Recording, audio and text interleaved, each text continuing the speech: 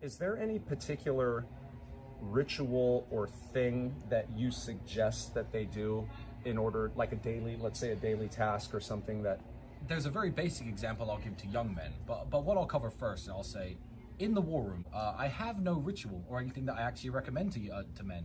With younger men, especially the guys who aren't physical yet and they don't have the size and they don't have the money to go to the gym and they don't have the time to do the training.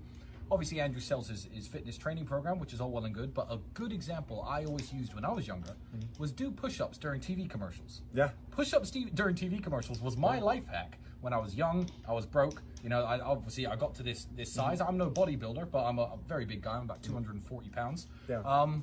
Watching TV is a very wasteful exercise. Absolutely. Every time the commercial comes on, do 50 push-ups. If you can't, do 25. Do 10 every time the commercial comes on. Something. Yeah, by the time the day's over, you've done 150 push-ups. You know, your arms feel pumped up, your pecs feel pumped up, and you've sat there and watched Star Trek or whatever it is, but it's now been a beneficial exercise. Sure. So that's the small life hack that I still do even now. If I ever find myself watching TV, I think this is such a waste of time. Yeah. I'm with my girlfriend, she's got Netflix on. Yeah, the episode's ended, 100 push-ups. Tristan, what are you doing?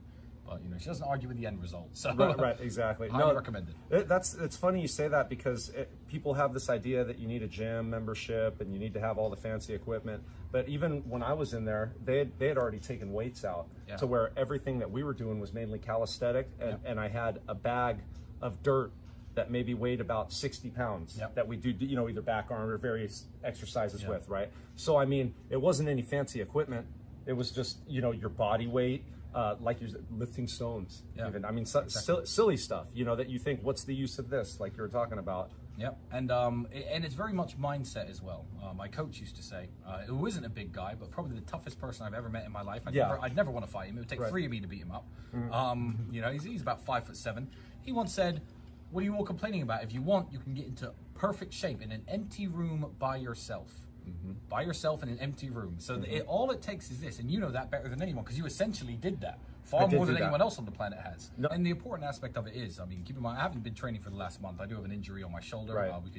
We could go into that. That's a very long story. Yeah. But it's all about just maintaining your general physicality. There are lots of people who become millionaires, I guess, like myself, who become financially successful. They party a lot, like I do. Sure. They like to enjoy a lot of expensive, fancy food in restaurants, like I do. Yeah. But if they lack that mental fortitude to actually go out there and do the training, they end up looking like shit. Right. And then it doesn't count for anything. If girls, you know, don't want to have sex with you, what's the point in having a Lamborghini and all the money? Right. So yeah, the maintaining your physicality is super important. It's what got me into fighting, and it's a big part of how I live now and who I am now. And I think it always will be. And I think all men should strive for a level of it at least. Right. And it just gives you this aura of respect that commands respect around women, around other men, and you just feel better. I'm walking through the park at night.